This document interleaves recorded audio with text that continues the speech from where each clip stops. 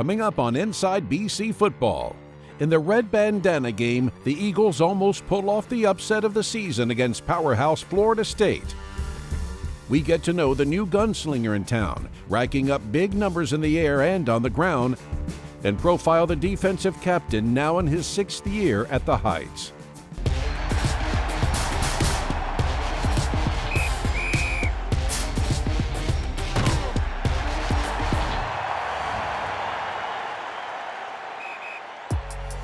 They're bringing it right up the middle. Castellanos is flushed. Oh, he's in big trouble here. Trying to find something downfield. This is Fran Tarkinen-esque. Now he throws for Bond, and he has him for the first down. I was ready, man. Like, if my name was called or my number was called, I was going to be ready to go out there and, produce and help the team in any way I could. It didn't take long in their opening game against Northern Illinois for Boston College to inject a burst of energy and excitement into the Eagle offense. Thomas Castellanos, the sophomore transfer from Central Florida, came in and immediately began to showcase his wide range of skills. Castellanos chased out of the pocket. He's running for the pylon. He'll get there. It's been good so far. When I got here, the guys, they took me in and kind of made me family right away. Castellanos, the pump fake. Now he's going to the end zone. As a receiver out there, it's Williams for the score. The BC staff noticed that they had something special in Castellanos during the preseason, but they had returning quarterback Emmett Moorhead as their projected starter. Probably be 3 there, Thomas. After the real good hard action, probably go 3, and you'll see it open like. He's a great dude, great guy. He helped me with a lot of things because, he kind of knew the offense. And, I didn't. I was coming in, I was learning, so he kind of helped me a lot. We studied a lot. It's quick, yeah, absolutely. In his freshman season at Central Florida, Castellanos appeared in just 3 games. Transferring to BC allowed him to compete for the starting job and play under Steve Shimko's pro-style offense. Got to get him out a little bit wider, but that was good. That was good. I'd rather that than late. That could be a tight end, that could be a back. He's a great coach. He got NFL experience. He's a quarterback, so he knows a lot, and he's really smart, so he helps me a lot. And it's been really good, learning the pro-style offense, wearing a wristband, and getting in the huddle and calling the plays and stuff like that. It's been really great because that's what I've had to be doing at the next level, and that's what I wasn't doing there. And he has a solid wide receiver core to work with. Ryan O'Keefe is also a transfer from Central Florida, and he has already established chemistry with a few more Eagle wideouts. Of course, I already had chemistry with O'Keefe, and we got a great relationship. But I feel like me and Lewis has been connecting a bunch. That's Bond in the middle, touchdown, Boston College. Jaden's son, and from here on out, me and Joe will start connecting because he's a big target to throw to, and he's a really great receiver. And through the first 3 games, Castellanos has averaged 215 yards passing and 92 yards rushing, while hoping those numbers soon translate to a bunch of wins. As for his personal goals, just continue to grow as a leader and just continue to just grow as a player, as a quarterback. Everything, would just come as I play, and I would feel like I would just grow. He'll fake it. Castellanos on the bootleg to the end zone. George Takis is there. Touchdown, Boston College. It's been good. It's very different from down south, and the adjustment of being up north is very different. But I feel like the campus and the school, everything has been really good. In high school, he was heavily recruited by ACC rival Florida State as a running back. I love Florida State. I have family members that went to Florida State, and that was the dream school to go to. But I wanted to play quarterback. Up next on Inside BC Football, linebacker Vinny DePalma. The 6-year veteran is still taking charge and making plays. And Vinny DePalma's on the football. Boston College recovers, and the Eagles should survive.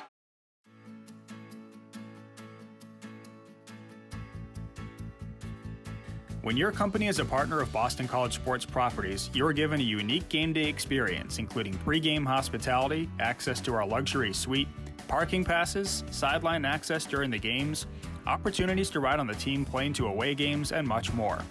Join us as we travel with the football team to places like Army, Pitt, and Georgia Tech. Or come to a home game and enjoy our hospitality tent, which includes a catered buffet, beverages, and the opportunity to network with other partners. Boston College football has a fantastic home schedule, going up against teams like Holy Cross, Florida State, Virginia Tech, the University of Virginia, and more. Don't miss out on this opportunity to create lasting memories with your company and family. If you're interested in learning more about working with Boston College Sports Properties, contact Mike Wynn at 781-552-9051 or email michael.wynn@bostoncollegesportsproperties.com. Go Eagles! Lombardi to throw. Fakes it, out loses the football. Still loose. I think the Eagles may have come up with it at the bottom of the pile. This will be a huge turnover, and they do. The first game, I would say we started off well. First couple drives, we were able to give the offense back the ball. But a little fatigue wore in. We weren't able to sustain that. They were able to run the ball a little bit more than we were comfortable with. We weren't able to get the job done, especially late in that game. Lombardi at the end zone.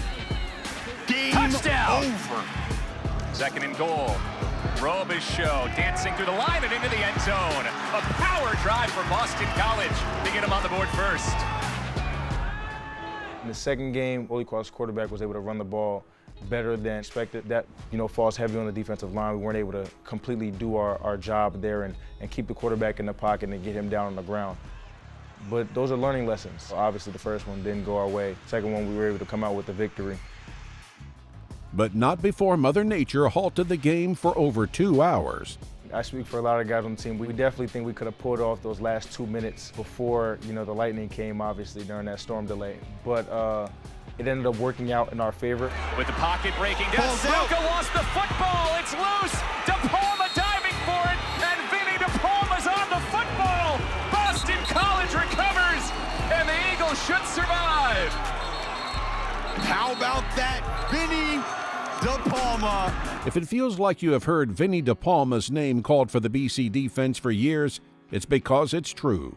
BC's always been probably a developmental program, right? And when I first got here, I saw some 4th and 5th year seniors that I really looked up to, really admired, and set a great example. And I think that's been, a strong point for Boston College over the last 30 years is, guys come in and they work really hard and they develop. So from that point of view, I could see myself being a 4th, 5th year guy. But then COVID happened and kind of threw everything for a loop.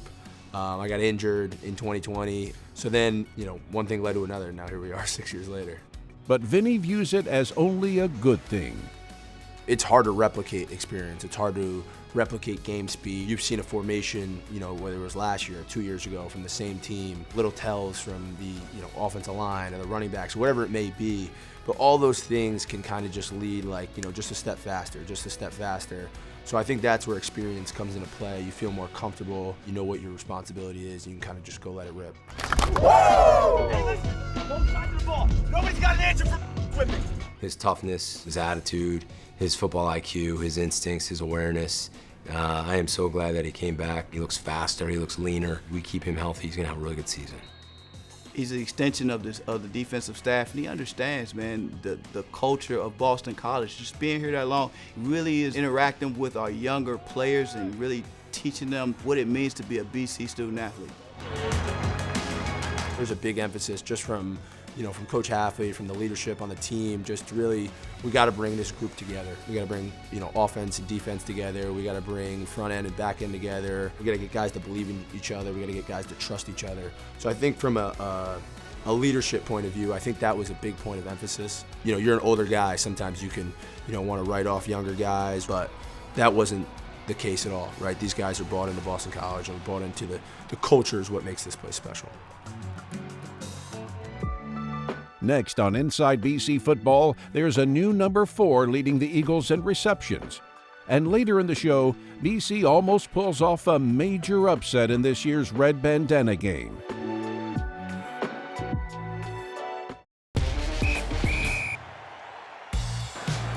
Wide receiver O'Keefe in the backfield. He takes it from Castellanos, turns forward with a head of steam, bounces off a tackle. He's into the end zone. Touchdown, Boston College. Ryan O'Keefe is off to a great start this season, leading the Eagles in receptions, very much like the previous number 4 for the Eagles. Were you smart yesterday? Do everything you had to? You got to use those. It's like just talking to Zay. He said the biggest difference was he's really got to take care of his body now. I've been wearing number 4 since high school, so but when I first got up here on my official, me and Zay were talking, and we're just like, we should start something. We're like the fastest receiver here, we're number 4. And talking with Zay Flowers has assured O'Keefe that he made the right decision in transferring to BC for his final season of college football. I knew him a little bit, but like really when I got down on my official, like me and him really got to sit down and talk to each other, and he just told me what he got to do here, all the opportunities he got. We brought in Ryan O'Keefe from Central Florida, who Coach Wyatt, who I think is one of the best receiver coaches in the country. He had recruited him out of high school, and we entered the portal, we went after him. He can fly. I think he'll be one of the fastest players in the ACC, and he'll give us a home run kick return type guy. We do a very thorough process when we're recruiting not only high school kids, but these transfers, these guys that are coming from other schools. We bring them in on a visit, but just because we're bringing them in on a visit doesn't mean we're always going to take them. So during that visit, we make sure we find out their character. And going to the outside, and Ryan O'Keefe flashing the speed. Nobody's going to catch him and into the end zone. It was the pro-style offense that attracted O'Keefe to BC. It helped that he already knew wide receivers coach Darryl Wyatt, who previously coached at Central Florida. The two were then instrumental in helping to bring another transfer to Chestnut Hill. He called me up once he heard that I was, thinking about leaving and such and such. Then Coach Wyatt called me, so that's what kind of, played a role in me coming here. When he first got to UCF, like the first practice we got out there, like he started doing some crazy runs, and I'm looking like this kid's pretty special. And then him coming here to on his official, I was just talking to him everything, like the plays. The strength staff here is incredible. Like just the atmosphere, the people around here are amazing. So he was definitely excited to come here, and I mean, he got us a shot, so I'm happy for him. And O'Keefe is making the most out of his opportunities as well, although moving to Boston was a big change after growing up in Texas and playing college ball in Florida. I got here in January, so it was in the middle of the winter, and I'm originally from the South, so trying to adjust to the snow was a little different. The buildings were a little bit older. When I came up here, I was kind of shocked about that, but I mean, I love the history. It's a cool city. For week 3 of the college season, it was the Red Bandana game, the start of the ACC schedule, and a matchup against number 3 in the country, Florida State.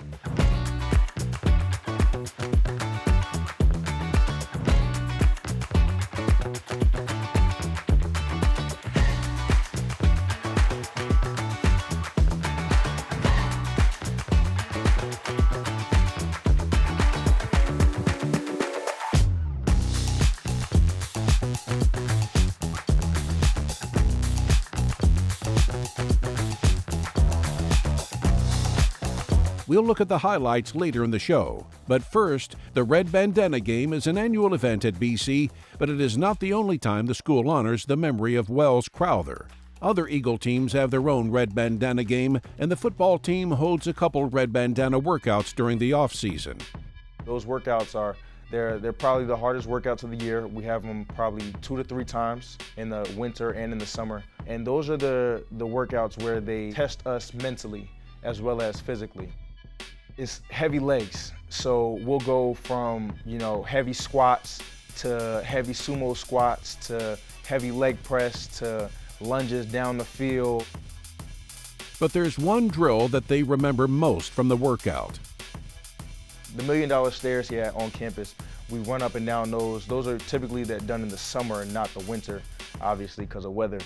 But that kind of simulates, what Wells had to do when he was going up and down the flights of stairs in the Twin Towers, helping those people out. Sometimes we'll have a Bulgarian bag on our shoulders, simulating that, we have weight on our shoulders as well. Definitely hard, but, we use that mentality, pick each other up, bring each other along, finish the fight. Stay with us on Inside BC Football. We'll have highlights from the Red Bandana game and get to know a defensive lineman born on 9/11.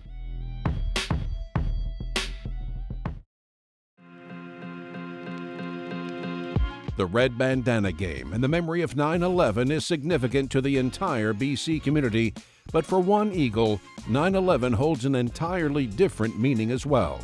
Lucas pressure this time, and down he goes. Sheeta Salah off the edge for the first Boston College sack today. I feel like the first time I realized where it's kind of odd for my birthday to be on 9/11 was in school. I'm excited. I'm a young kid. I'm like, all right, it's my birthday. And then we have like memorial services honoring those that lost their lives in 9/11 and sacrifice. And I'm like, oh, it's my birthday, but like it's a very big day in American history, so it's kind of a bittersweet feeling. It's been a long road back for Sheeta Salah, whose season came to an end quickly in 2022. I'm feeling great coming back from my injury. Last September, week 1 against Rutgers, I tore my labrum, but I had a great recovery process thanks to the sports med staff, and I'm feeling great. My mental state was good. I had a great support staff, my family, the coaches at BC, my teammates really supported me, so it was great, and I had no question of leaving or quitting football. And it's turned out well for everyone as Salah has regained his form and returned to the lineup. I feel like I'm a very speed guy, which opens the room for a lot of stuff, whether I want to go counter or speed of power, just getting that tackle on his heels. It's definitely great having an older guy like Sheeta back after missing last year and a little bit of the year before, because he's been in situations like this. He's been in big games where he's going up against the number 2 or 3 team in the country. So that experience is great to have. He knows what he's doing.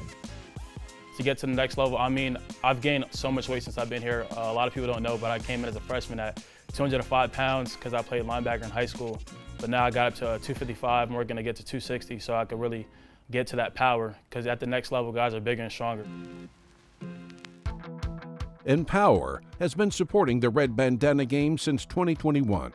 Yeah, the connection to the charity and supporting the Wells Crowder Trust really started with an opportunity to meet Allison Crowder, Wells' mother, and learn more about what the Trust is doing in supporting youth across America and instilling a lot of the values that Wells embodied: bravery, selflessness, and putting others before himself.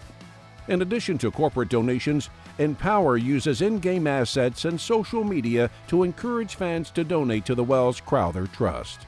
Well, I think the reason why we wanted to be the presenting sponsor is just the fact that we believe so much in the mission of what Wells represented. And again, as we learn more about what the Trust is doing in building a values-based curriculum that's being rolled out in schools across the country, and who better than Wells to represent that in the way he lived his life.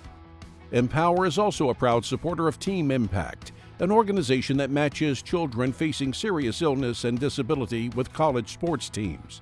Team Impact has had a significant impact in the lives of so many young people in matching those with disabilities and other challenges up with individual sports. Boston College, of course, is a prominent partner with Team Impact.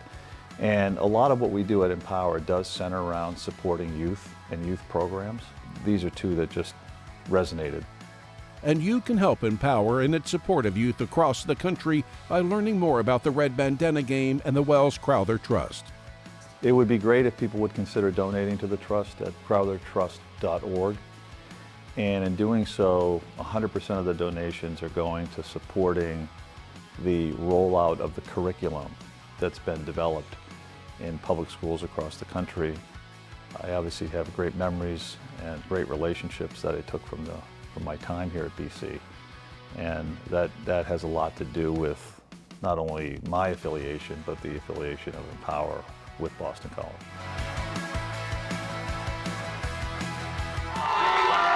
As for this year's game itself, you couldn't have asked for much more excitement. And he stumbles here on second down, but keeps his balance, has a receiver open. Ball on the 40-yard line by Joseph Griffin. Castellanos over the middle, wide open. Inside the 20-yard line is Lewis Bond, and he's heading to the end zone. Touchdown, Boston College. Unfortunately, the quick BC start came to a halt when a series of penalties set up a couple Florida State scores. 17-10 at halftime, and the Seminoles piled it on, at one time having a 31-10 lead in the third quarter. But with Thomas Castellanos, the Eagles are never out of any game. Back to throw Castellanos here, third and long. Wide open receiver, first down and more. Into Dino Tomlin on the catch. Mike Tomlin's side. That led to a Kai Robichaux touchdown, and then the BC defense joined the party. Dump off pass to Feely on space. Fumble the ball. It's loose. It's picked up at the 8 and into the end zone for the touchdown. A Castellanos 7-yard run with 5 minutes left to play brought the Eagles within 2, but that's as far as they got before time ran out. felt good going into halftime, and then they jumped on us pretty quickly. But then we fought back. I mean, man, we fought all the way back. And this isn't on one player. This isn't on a missed extra point. We're not going to go down that road.